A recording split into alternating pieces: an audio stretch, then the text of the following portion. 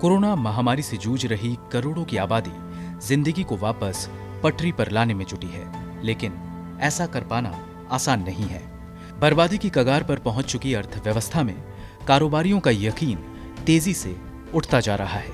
National council of applied economic research का ताजा सर्वे बताता है कि वित्त वर्ष 2020-21 की पहली तिमाही यानी अप्रैल से जून के बीच बिजनेस कॉन्फिडेंस इंडेक्स साल 1991 के मुकाबले भी कम है। साफ शब्दों में कहें तो जब देश दिवालिया होने की कगार पर था, उस वक्त भी लोगों का विश्वास कारोबार व्यापार में आज के मुकाबले ज्यादा था।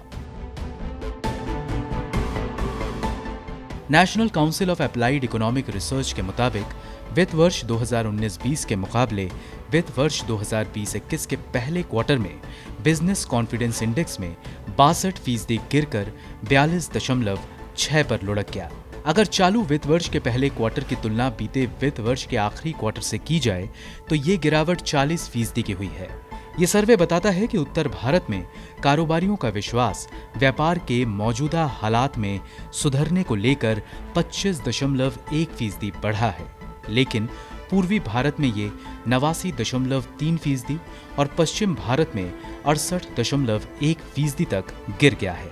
वहीं दक्षिण भारत में बिजनेस कॉन्फिडेंस इंडेक्स 53.9% तक नीचे चला गया है।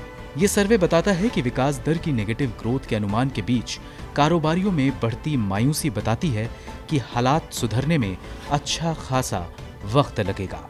इसी सर्वे में रोजगार को लेकर कहा गया है कि बीते वित्त वर्ष के आखिरी क्वार्टर में अप्रशिक्षित श्रमिकों के रोजगार में 6.7% की गिरावट दर्ज हुई थी, लेकिन यही गिरावट चालू वित्त वर्ष की पहली तिमाही में 46% पर पहुंच गई। इसी श्रेणी में लाखों दिहाड़ी मजदूर भी आते हैं, जिन्हें लॉकडाउन के दौरान मजबूरन महानगरों को छोड़कर सैकड़ों किलोमीटर दूर अपने गांव पैदल जाना पड़ा था। इस सर्वे में कारोबारियों व्यापारियों को डर है कि जल्द ही हालात सुधरने वाले नहीं हैं। लगभग 77% कंपनी मालिकों को आशंका है कि आने वाले 6 महीनों में उनकी कंपनी में कोई भर्ती नहीं होगी। जाहिर है, जल्द ही सरकार ने अगर ठोस कदम नहीं उठाए तो अर्थव्यवस्था के पूरी तरह से पटरी से उतरने की नौबत भी आ सकती है। राहुल गौतम की रिपोर्ट, गो न्यूज।